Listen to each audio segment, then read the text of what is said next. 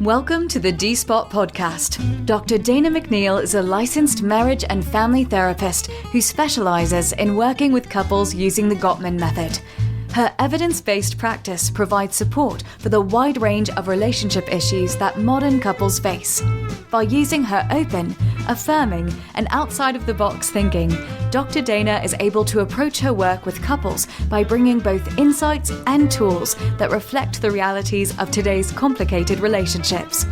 Dr. Dana features guests on her podcast that include a unique array of celebrities, CEOs, influencers, and everyday folks who are all working on navigating new conversations about how society views what goes into a successful relationship.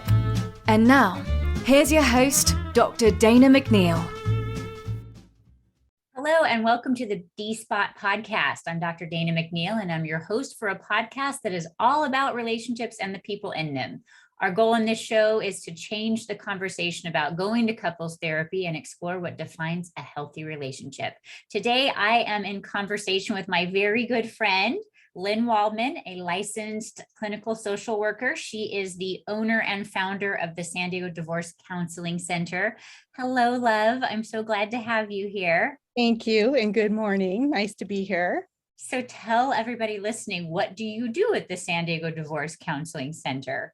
So we do have a small center. It's me and one other therapist, and we work with clients going through divorce. It can be all aspects of divorce, whether deciding to divorce or once they have decided, how do we get through it? Because divorce is just inherently emotionally dysregulating. And even, after divorce, we work with couples who maybe share children and have difficulty getting along. So we just do all aspects of divorce. We help moms and dads or parents who have children in common with parenting plans and how do they share the kids. We can do it privately or with a recommendation to court. So it's just all aspects of divorce and child sharing. All questions. I have tons of questions. I always have questions. Even though you're one of my best friends, I still have tons of questions.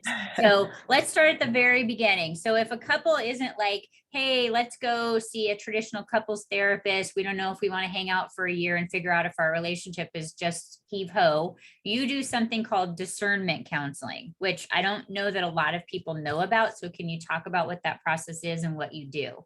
Yes, so discernment counseling is a great option if you're trying to determine where are we and what do we want to do. And I feel like, you guys spend so much time, or most people do, planning the wedding. Shouldn't we at least think about our relationship and is it going to end and how we're going to end it? So discernment counseling is up to 5 sessions. So that's why I like to think about it as, give yourselves the opportunity and the chance just in 5 sessions to figure out what are we doing. So discernment counseling could end up one of 3 ways. There's 3 different paths that it could go. It could be that we decide, we're just going to leave things as they are. Things aren't that bad, or maybe we're sharing health insurance, or we have kids in common that we want to get through high school. We're going to leave things as they are. Or they may decide separation and divorce is the route we want to go. And path 3 is a commitment to 6 months of marriage therapy, because I feel like I don't want to refer to your clinic, Dana, if they're not really on board with marriage therapy. Like, it's just not going to work. So, and we refer out to marriage therapy because I feel like if somebody wants to save their marriage, I want them to have the best shot, which is why I love referring to you. So, so that's why 5 sessions to determine where are we, what are we doing? What kind of questions would you ask in that middle section? Like you said, maybe we just decide that we should get divorced.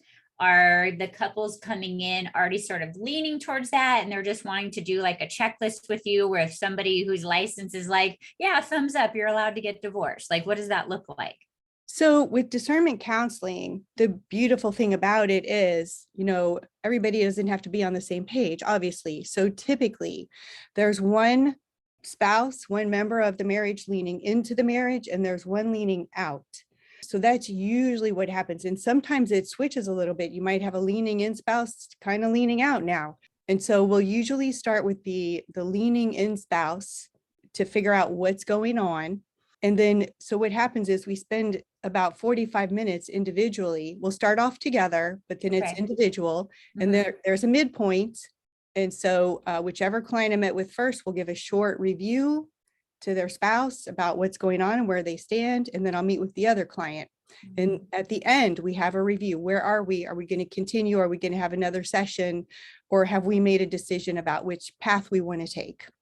And then if they decide that they want to stick with it, you're usually recommending they commit to like, what is it, like 6 months of giving it a solid try of committing, not just showing up and checking the boxes, but like going through the paces with your partner. That's right. That's why we do the 5 sessions. Are you really committed to this 6 months of marriage therapy? Because if you're going to give it a go, let's really give it a go. So otherwise, let's choose a different path. So some couples have made the painful decision to go ahead and get divorced. Then they still can stay in house with you because you can help them facilitate, hey, we have kids. How are we going to like prepare the kids for this? Who gets custody? How do we do all of those court proceedings when there's kids involved, right? Yes, absolutely. We can look at all those issues, and if they need additional help, I have other resources I can give them. But we can stay in house and look at, let's have this divorce with integrity. What's it going to look like? What does that look like? So how do we tell our kids? Like, that is always the most painful thing that my clients have said, like, hey, how do we tell our children? How do we manage what is going to come up for them? So there's never any easy way to do this. And so I tell clients that it's not going to be easy. You might have to answer questions over and over. It really depends on the ages and developmental stages of where the child is. We want to keep it child-centered and on their level. We don't want to give them too much information. We certainly don't want to give them any adult information. So oftentimes I will have clients come in and write a script Good. how they're going to tell their children. And we want it to be without blame, even if there's blame to go around. Even if one parent or the other might have had an affair or an infidelity, we don't want to tell that to the kids because it's just too much, it's overwhelming information. It blames one parent. We don't want the kids to align with one parent over the other. So, and this is really difficult for some parents, especially at the beginning stages of the divorce, when there's lots of resentment and anger, to be able to tell the kids without blame. But it's so important for the kids because they are half of this couple, and it just has such a detrimental effect if they feel they need to take sides. So so that's why it's good to rehearse it. Let's have a conversation. Let's role play it. How are we going to tell your children about the divorce? So I've had couples sometimes where one of the parents has said, we're getting divorced, maybe there wasn't any like horrific event. They are just, they're not doing it anymore. They've made a decision. And the other partner says, but I don't want to get a divorce. So I don't want to sit down with our kids and create this united front because that's not fair to me. I'm not on board with it. And you say what to them? I say we need to have a few more sessions, or it might be that that member of the couple needs to do their own individual work right now, because it's interesting because I know you had a wellness fair this weekend and a lot of your clinicians were talking about the stages of grief and loss for couples in couples therapy. And of course, divorcing couples are going to go through those same stages of shock and denial, anger, bargaining, depression, and acceptance. So if somebody's not ready to tell the kids, we kind of have to slow things down and go at their pace. Typically, I think there's no big hurry to get a divorce, unless there's some kind of danger to one client or the other. Sometimes it's more beneficial to go a little bit slower. And sometimes the slower we go, the faster we get there. It's not unusual that one partner wants to hurry up and get divorced and the other is dragging their feet like, I'm not ready. I can't believe this is even happening. So if they're not ready to tell the kids, it might be a good idea. Let's just slow things down a little bit. We can tell them in a month or 2 months, maybe after that parent goes through their own individual counseling and lets the notion of divorce, sink in a little bit more. Well, that makes me admire you more because I cannot imagine one of my clients is like, yep, we're getting divorced. Like, I don't even know how I would be able to have them slow their roll and not want to like go tell the kid like yesterday. So, It's because hard. it's not that they don't care. It's like, we want to pull the bandage off. I've been like lingering in this decision for years. And like, finally I'm like, okay, I'm clear now. And then the other partner's like, well, I need some time. Yeah. So how do you convince that partner that's in a rush to get it going? Do you remind them that this is about the kids and this is about them? Exactly. It's about putting the needs of the children ahead of yourself, which, and I get it, it's really difficult, especially when people are at odds. And you're right. The partner who's initiating the divorce might have been thinking about this for 7 years or more, and they are done and they want to tell the kids and they're ready and they might want to move out. And at the same time, we have to think about the love of your children is greater than your need to hurry this up, this momentary, urge to rush.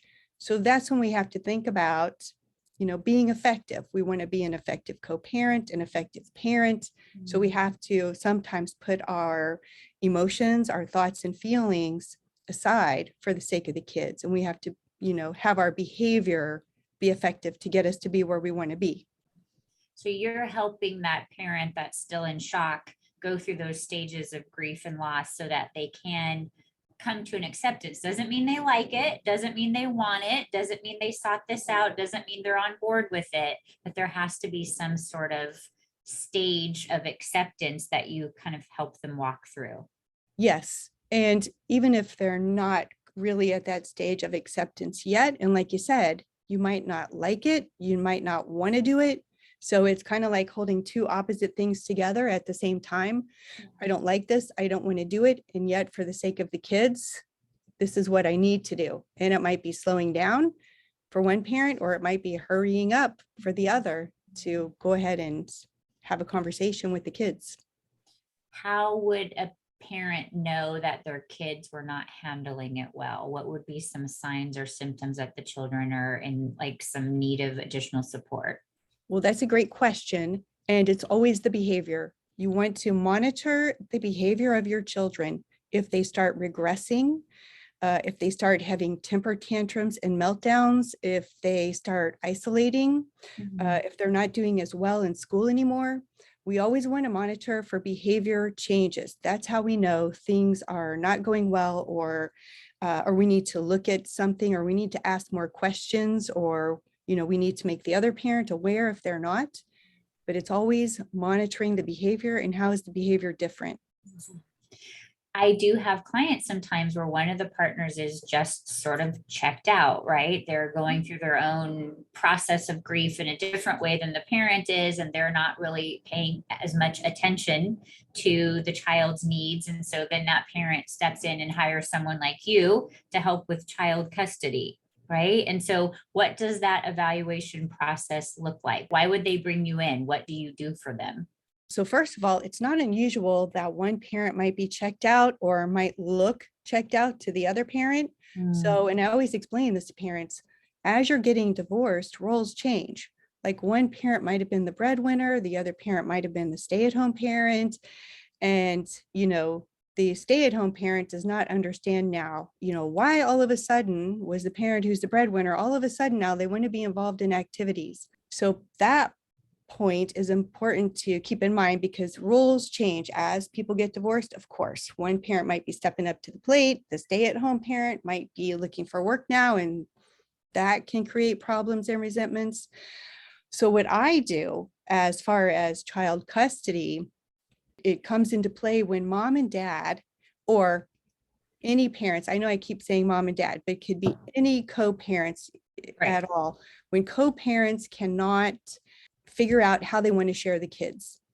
When they cannot figure out when are they going to spend time with this parent or that parent, that's when they hire me, and I will try to help them come up with a parenting plan. I really like when parents agree on the parenting plan, because the best parenting plan is the one that the parents agree to.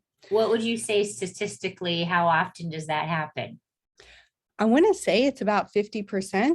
Really? Is that good? I Because think that, I think it's good if I okay, can get, 50% of the people I work with to agree, that would be great because again, they have to live with the plan. So I yeah. want it to be something that works for them. So there's two ways they can go about it. It can be private and confidential, and I'll work with them to come up with a plan. If Mhm. we don't have an agreement though, they could walk away with nothing. So the other option is to have it be private and non-confidential, which means there would be a recommendation to the court if I can't somehow find a middle ground for the parents to agree. And so what do you take into consideration? I know because from our walks, sometimes you're like writing hundreds pages of reports and like, what are in those like very important, well-documented reports? What are you taking into consideration? So I want to hear about both parents' concerns. I want to hear what's going on, Mm, what has been the parenting, what have they been doing, as far as sharing the kids while they were together. We want to have as much consistency as possible for the kids so the transition is seamless. So I want to hear, what are your worries? They might not actually have any worries about the other parent. I work with couples and they'll say, my co-parent is great. I don't have any worries. They'll say that about one another. So it's just, sometimes there's just little tiny tweaks to the schedule that they can't agree on. So I'm putting in their concerns. I'm putting in what they would like to have for a parenting plan. Sometimes I'm contacting collateral professionals. There might be a school teacher. There might be the children's therapist that I get in touch with. It depends on the ages of the kids. I'll interview the kids. I'll observe the children with each parent. So then I make a recommendation about what I think is the most child-centered plan. That's what I'm looking at. What is the most child-centered plan for this kid or this set of kids? And attorneys will call it best interest, mm. but us mental health folks call it child-centered. So that's exactly what I'm looking for, is what's the most child-centered plan. So I can already hear like somebody chirping in my ear saying, is it count then if we have that situation where there's been an affair or an extramarital situation and the parent is like, well, that speaks to their character, so they shouldn't get to have as much time, or they're not as good of a parent. Is that something that you take into consideration, or are you looking at like, what does the child feel about the parent? So I take it into consideration in that it actually would not impact the parenting plan. So if I have one parent that's concerned that the other parent maybe had an affair and they think they're not as good of a parent because of that, that worries me because I Mm, want both parents to support one another's relationship with the children. So I wouldn't want the parent who's alleging the other parent had the affair to think that means, I'll say, the egregious parent should have less time with the children, because it really shouldn't matter. because that's a separate relationship, right? I mean, just Exactly. because I have stepped out of our relationship and I broke my agreement with you, if that's the situation that happened, that parent has a separate relationship with their child that is not consist of the one that they had with their partner. Exactly, exactly. And this is unfortunate when it happens if one parent is holding resentments Mm. and is in any way trying to limit the other parent's time with the children because of it, that will really backfire on them. So they need to deal with those issues on their own and not let that interfere in their co-parenting relationship or with the kids with the other parent. Does it ever come up? I'm getting all the juice from you, all the tea. Does it ever come up that when the parent, that if there's an extramarital affair, apparently we don't need to focus on this, but this is my realm. I have lots of clients in this Yes, space. So yes, I'm yes, yes. always curious what's happening at your office, right? So if there's a discussion about introducing a new partner or a new co-parent, do you have recommendations for how they do that, how much time they take, that the other partner is, the custodial parent is there? Like, what advice do you give them on that if that comes up? So of course, that's another really tough question, and parents disagree. And parents will even put into their parenting plan, although, it's kind of really hard to, as I would call it, legislate morality. You can't say, you need to know this person for 6 months before you introduce them to the kids, or you need to know this person for 2 years before you introduce them, because parents will agree to that and they break it every time. So I actually have some clients recently asking me about that. And I think that if you are going to introduce your new partner, you want to do it in a neutral place. I think it's a good idea if you do have a good co-parenting relationship with the other parent to let them know, I'm going to be introducing my new partner, or my new boyfriend or girlfriend. And again, depending on the ages of the kids, you want to do it briefly. You want to make it as easy breezy as possible, that this is my new friend and we're going to be spending time together. I think the big worry for kids is they're going to lose contact or lose time with the parent that has the new partner. So you just want to reassure the kids that they're always going to come first. Their time with you isn't going to be any less because of it. So what do we tell parents that are getting a divorce about how to make living arrangements for the children? So one of the things that I remember that I heard, and I don't know if this is still current because I don't work with parents and children as much, that's your forte, that ideally, maybe it's not possible, but we leave the child at the home and we take turns like going in and out. Is that still the thing? Or like, how do we recommend that we minimize the disruptions to a child's physical living space? So lots of parents try that. It's called nesting or bird nesting, and it could work for a while. People usually run into problems with it because there's a lack of privacy. Oh So yeah, because you can see stuff that your partner left out, or like you're all up in their stuff. exactly. Or you might have a computer at the house and you can see, where they've been or online. So it can work initially. It's also very expensive, and most people nowadays cannot afford 2 or 3 homes, because if you've got the home that's nesting, then one of you is going to you'll either need to have a place to go, or you could trade off on the place where you're living when you're not at the family home. But it does get expensive. So that's why it's usually transitional until people either decide we're going to sell the family home, or one is going to buy out the other. So it's usually good for a transition, and it usually works best with co-parents who are getting along better. Okay. So it's a temporary compromise to help your kids sort of transition so that this is, again, less impactful to them. Because what they really want to know is that their life is not going to change significantly. They're still going to go to soccer practice. They're still going to have their stuffed teddy bear with them, that mom and dad still love them, and that they might just be in some different environments. Exactly. Yeah. The more they know that things are going to be seamless and as few things are going to change as possible, then I think the more secure they will feel, the less anxious, the less worried they'll be. So let's say somebody's listening to this show and they're just about to go through this process. What are things that couples do to screw up their divorce that you wish they knew in advance and took your warnings about? They rush. They will get scared. They will find an attorney who tells them that they have to win. There's actually no winning in family court. And I have a colleague who says the F word is fair in family court. Family court can be like the wild, wild west. So it's better, like I said, take your time, think about mediation. There's workshops you can go to. There's one called Divorce Options through the Collaborative Practice of San Diego. It's the first Saturday of every month. It's free. There's another one called Second Saturday South Bay, obviously the second Saturday of the month. That's also free. So I think it's a good idea to gather your information. In collaborative, we like to say once you decide to divorce, the next most important question is how you divorce.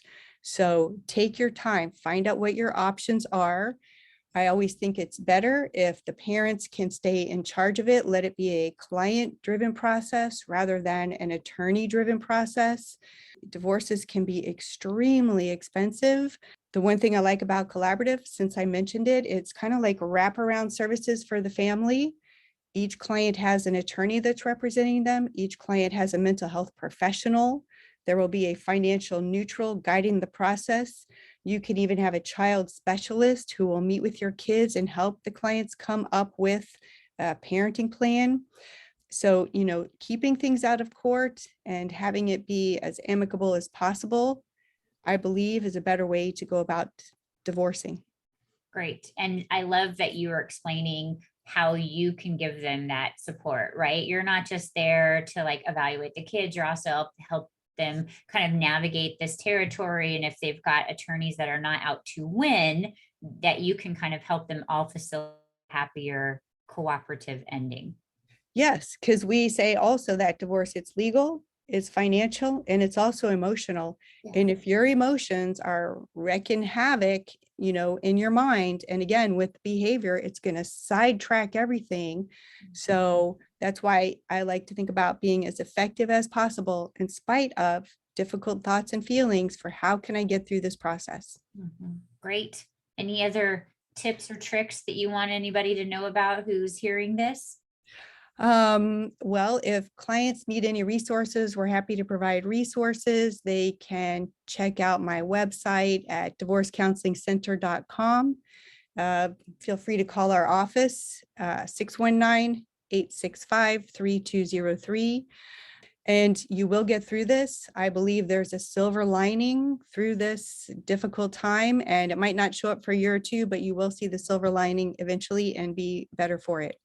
Okay, last question. This I ask all my guests now. What does commitment mean to you, Lynn? Oh my goodness, that is such a tough question. Commitment to me means, hanging in there, even when things get difficult, not walking out, accepting that things might be difficult. I think it's a lot what I like to teach my clients. Sometimes not always listening to those difficult thoughts and feelings and choosing an effective behavior. Hanging in there. I think it's also a commitment to yourself. And I wouldn't say commitment at the expense of yourself. So, just hanging in there, because things get difficult sometimes for everybody. Nobody's, we see so much on Facebook and Instagram, and everybody looks like, everything's easy, and it just isn't. So hanging in there, even when it's tough, I'd say. Words of wisdom from Lynn Waldman. Thank you so very much. I am always inspired by you. I'm always impressed by your grace and candor and your ability to help people through incredibly difficult times in their life. So I very much thank you for what you do, Lynn. It is no easy task. And thank you so much for coming and sharing with everybody about what they need to know to get through this time. Well, thank you, Dana. Thank you for having me today. I appreciate it. You are very welcome. Thanks so much, everybody, for listening, and we will see you next time. Take good care. This has been the D-Spot Podcast with Dr. Dana McNeil. To learn more about Dr. Dana's practice, simply visit us at www.danamcneil.com.